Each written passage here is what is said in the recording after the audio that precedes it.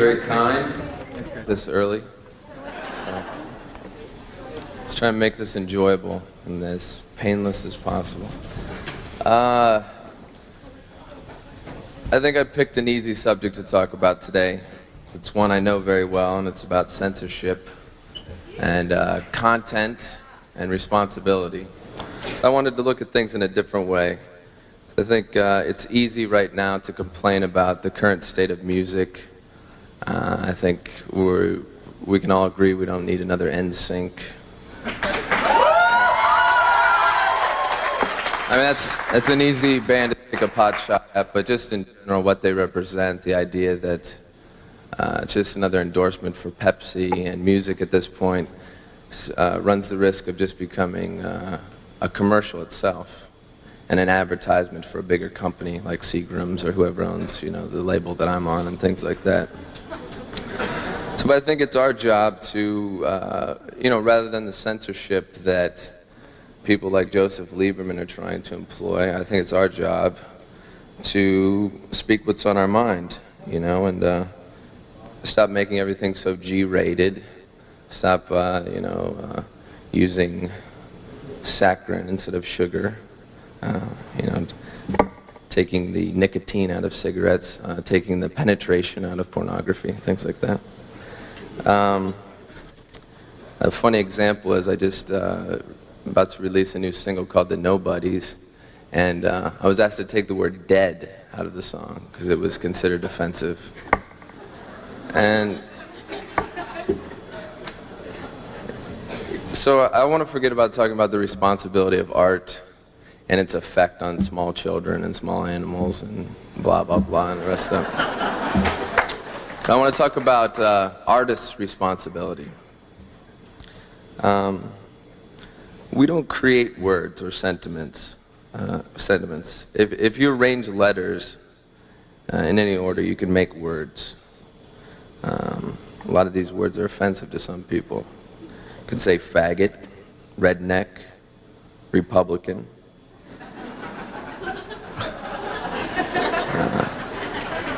Whore, Nazi, bitch, or biatch.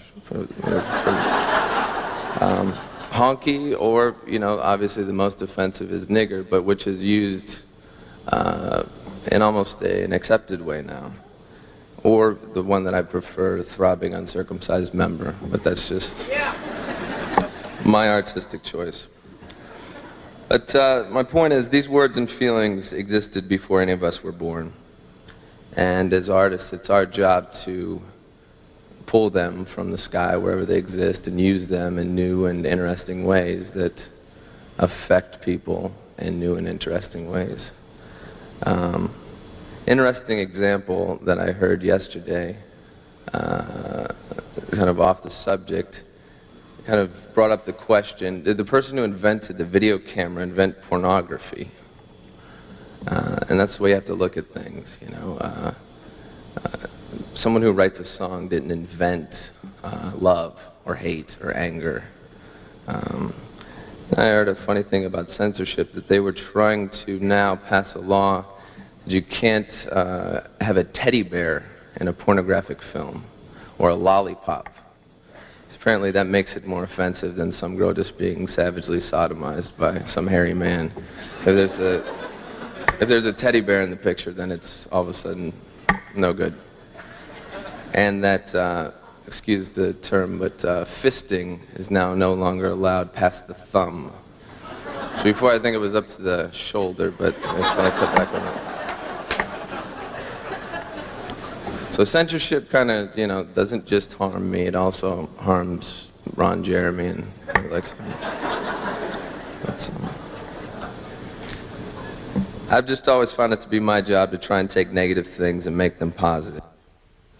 I think an artist is a person who chooses to express themselves with their imagination rather than acting out their feelings in, ways that we all don't find acceptable. I think everybody has a basic morality, not wanting to harm other people. And, when you have a feeling of anger, you have a feeling of lust, the feelings that you're born with, feelings you can't control, that's really what separates us as artists, that we choose to put those into songs or books or movies. And when a fan hears or sees these things and they relate to them, that's the greatest compliment, because then we're existing on the same wavelength. And that's why it makes me mad every time art is blamed. I think it's giving entertainment too much credit to blame us for the problems of the world, because the problems existed before entertainment, before television.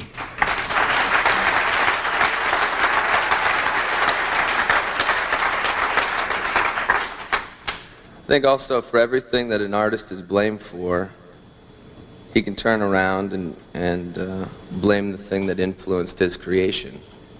And for everybody that hates what I do, I can turn around and say, well, it's the exact world that's attacking me that influenced me to do what I do. And that's my best way of explaining why I do what I do.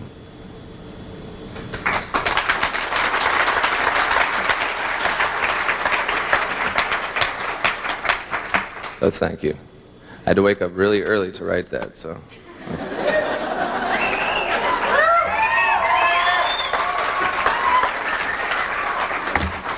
So I suppose now we can ask questions. I'd prefer to ask you guys questions, but I'll do it the other way.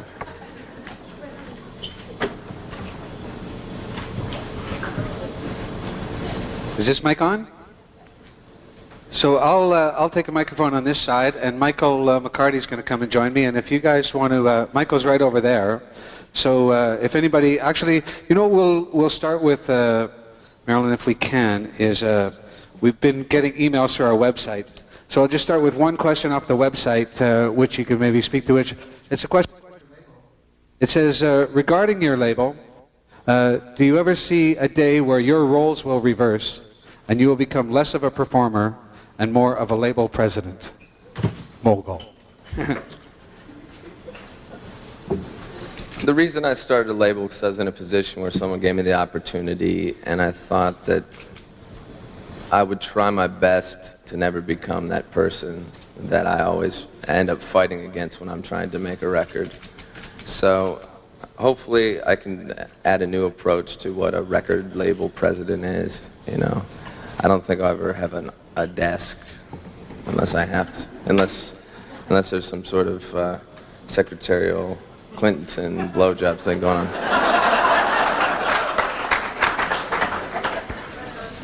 But that's just me.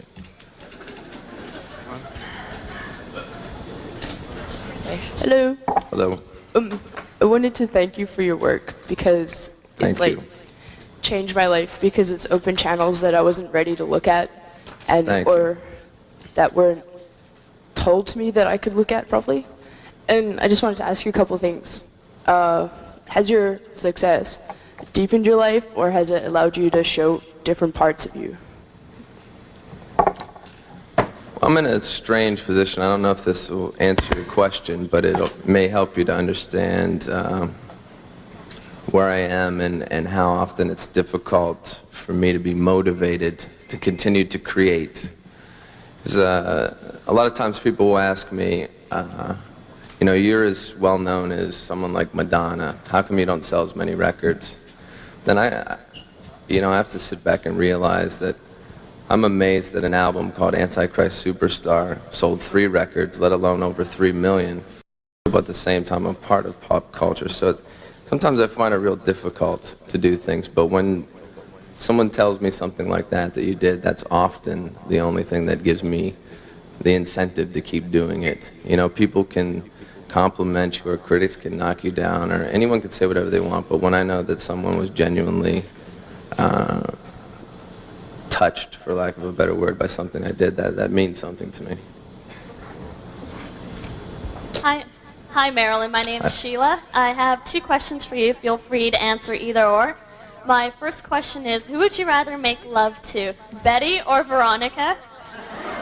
And my second question is, what made you decide to start your own record label? Isn't that time-consuming, being an artist yourself and doing an own record label? Betty and Veronica.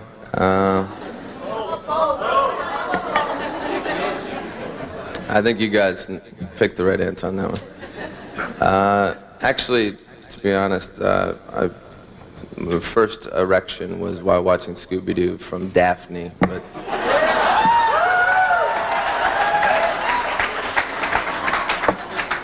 because I knew that Fred was clearly gay and he wasn't doing the job, and the other two were complete drug addicts because they were seeing ghosts and hungry all the time, so.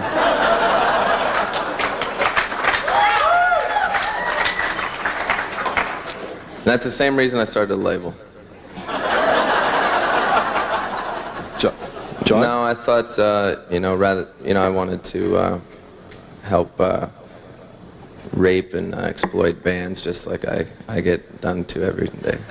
No, it's, I just wanted to be able to help people that I think have promise. I think that I was given the same opportunity a while back, and I just kind of wanted to carry that on. That's pretty much the best reason. I mean, it's not a very lucrative or rewarding job, and it's one that fortunately the other people that I work with do most of the real labor, and I just kind of am involved on a creative level. But I hope it'll turn into something important someday. Hi, Marilyn. My name's Shannon. Hi. Over here. This way. I wanted to say that I love what you do, and I read your book. Thank you. And I loved the book. And Thank you. it's, well, I totally get it.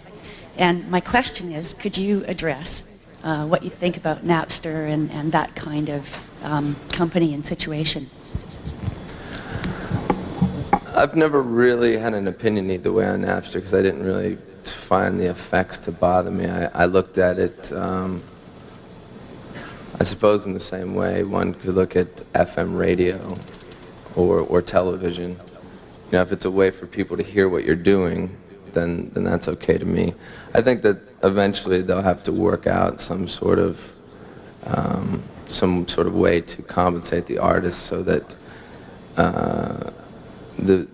the danger becomes the idea that people think that music should be for free. And I don't necessarily write songs because I want to make money, but at the same time, I know that I myself put a lot of hard work and spend 7 or 8 months or up to a year making a record. And for people to think that it has no value, that bothers me. Not so much that it's free, but just has no value.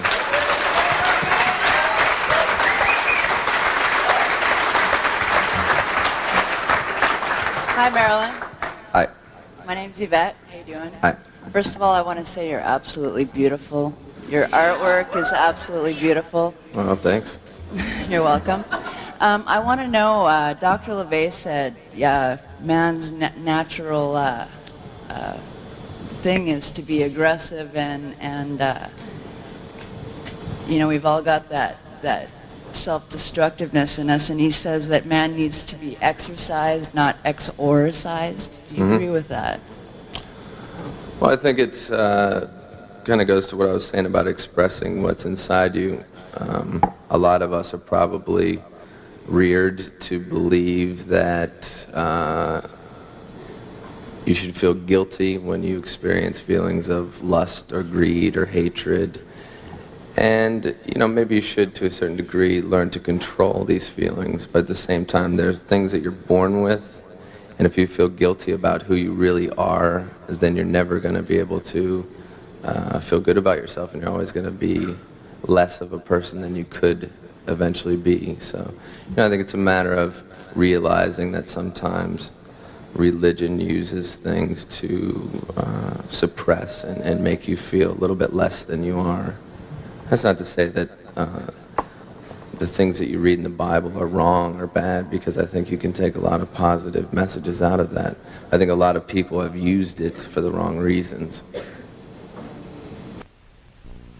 To scare my friends and my teachers and my parents. Didn't understand it at the time. Went back and read it years later and realized that it was a lot of simple truths that a lot of philosophers over the years have asserted, and I think that he took it and said it in a new and different way, and It's kind of like what we were talking about earlier. I think it's, a lot of people think Satanism is, devil worship and simplify it to something like that. But I think it's about that everybody has God and devil inside them. And it's about being an individual, not being ashamed for who you are. And so that's why I can't say that I subscribe to any one particular religion, but I like to take a lot of things from all of them. And always like to keep an open mind and hear everybody's opinion. Whereas a lot of times the other people that attack me don't want to hear my opinion at all.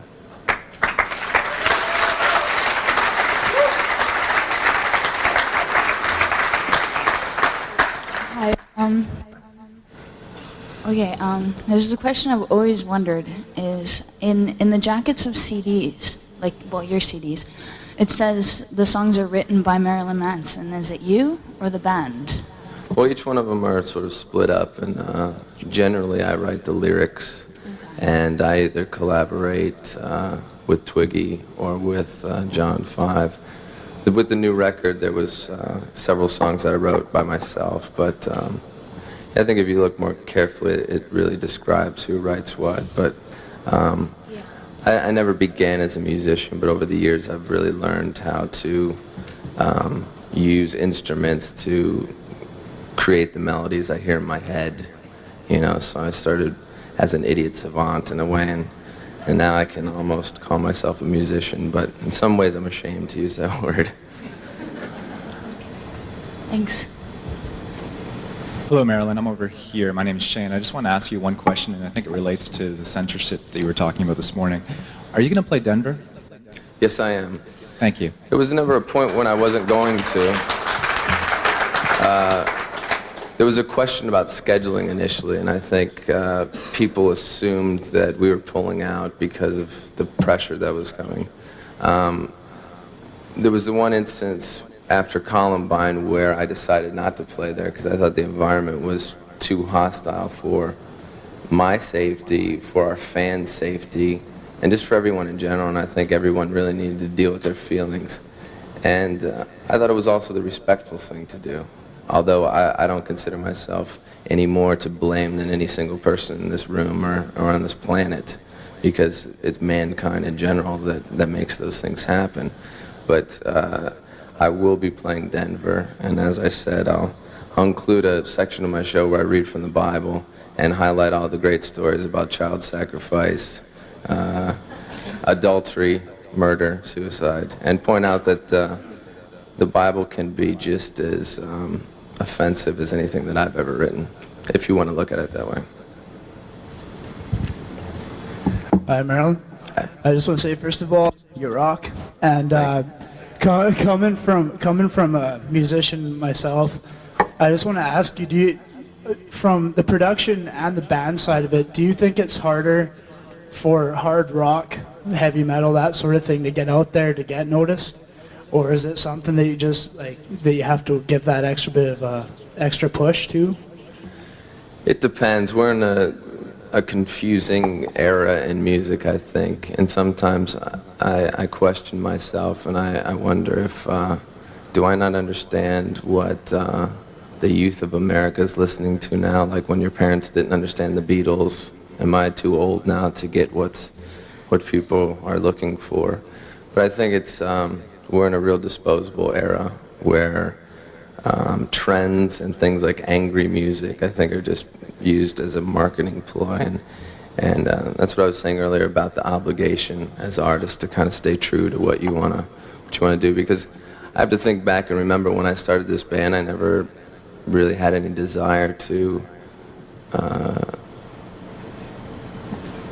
try and be on the same level as the Backstreet Boys, or try and be on TRL, all the time, or whatever it is you guys have here, the countdown for Much Music.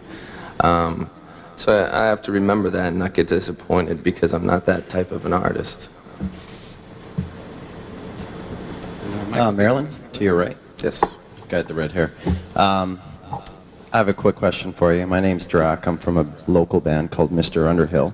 And I was wondering if your schedule will permit you to come out to see some of the local bands here that are playing this weekend.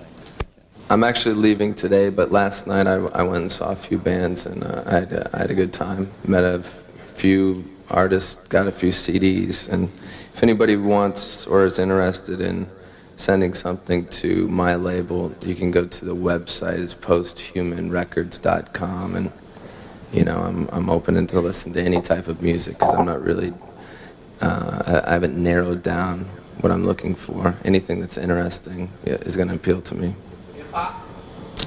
If it's interesting and if it has a different approach, sure. How you doing? Hello. Hi, Manson. How are you? Good. It's good to see you again, man. My name is Stacy. I remember you, Stacy. I know. This is for everyone else. I spent 3 months with Manson supporting him a few years ago. He was my sugar daddy. He supported me.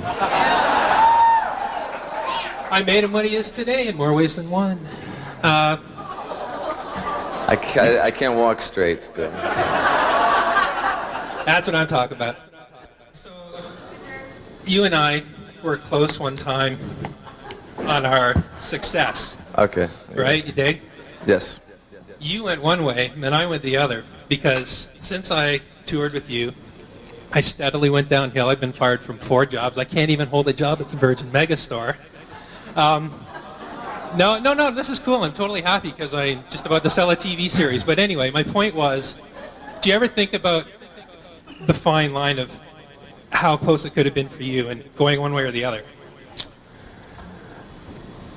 I do, but you can't really. I don't consider anything to be fate. I think it's all about willpower, and maybe in the end it wasn't what you really wanted, and that's why you're happy now. But for me, I was very determined to not necessarily become a megastar, as you said, just to be the best at what I'm doing. You know, maybe not the best there is, but do the best that I can, and just to me, that's succeeding. Well, I'm glad I had a chance to do that with you. I'm so happy that it's cool for you. So I can...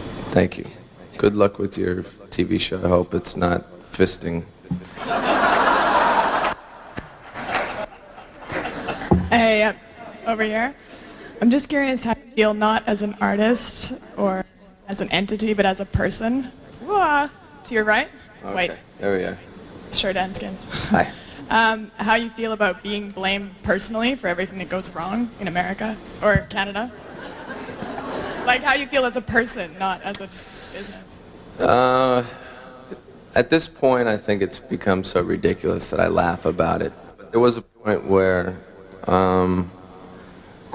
during Antichrist Superstar, I did stand up and make a statement against a lot of things. So anything that I received from that I felt deserved, and that was something that I had to take on the chin. So at that point I was in a very self-destructive mode, and it was something that I luckily survived through. I think it made me a stronger person. I gained some sort of wisdom from it, at least how to make strong cocktails at the very least. But later, more seriously, you know, after Columbine happened, as a person, I didn't leave the house for 3 months because I felt that everyone, even in Hollywood, a place where I expect people to be more open-minded, I got a lot of looks from people. A lot of doors were shut in my face, you know, metaphorically speaking, and a lot of people turned their back on me at that point, and were afraid to be associated. And not as an artist, but as a person, you know, I felt betrayed. I remember those people now, and you know, I think that was a learning period for me and for the whole world. I think that it's strange to me that that event has had a similar impact as the Kennedy assassination. It was something that really shocked the world, something the world couldn't explain. And I think that something the media really ran with. It was a little wag the dog going on, a little distraction from what was happening in the White House. And I think it's kind of disrespectful to other events that happened before and after that that they didn't receive the same sort of attention. But I think that attention, it was never good to begin with. I think it was exploitive, and I think it was self-serving. So that's why I stayed out of it. I never made a comment. I never did an interview. I waited and made my statement. And I think after I made that statement, I felt some closure for me. And now, when these things happen, I can just look at it and see it as being as silly as probably everybody else does. Hi. Hello? Hi. Hi. I just wanted to say thank you again from the bottom of my heart. You've been the biggest source of inspiration in my life, and no words can't explain that, but my question is, how do you feel about the New World Order, and as a shit disturber, how does this fit in your life? Are you for or against it? What do you mean specifically? Like not work thing? Check. Well, it seems that we're getting a lot of different, like, political figures are saying they're coming from different places, but really it's not. It's all the same thing, and it's kind of going downhill. And I was just wondering if you are for the downhill slide or against it, because I don't ever remember it being an uphill moment in politics. I think it's all the same. It's always been the same, man. That's what I've always said about, you know, violence. When people say these are the most violent times ever, it seems to me that they're much more civilized than when Christians were being fed to lions and, you know, people were, you know, the Civil War. You know, I think we're in a time now where we don't have a war anymore. That's why we're attacking each other. There is no war. There's no Cold War. There's no Russia. So now people like Joseph Lieberman or whoever it's going to be, they need another battle to fight. So they pick people like me and things like that. But I don't ever take politics seriously. You know, you can't, especially after when you've been around the world and you see how other countries operate. I think a lot of people growing up now feel the same way and realize just how fake it is and how it always has been. You know, we just want to believe, you know, the American dream, and it's not real.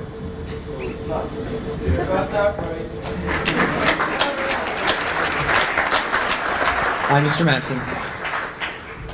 I was just wondering, who's your favorite band and who's your least favorite band?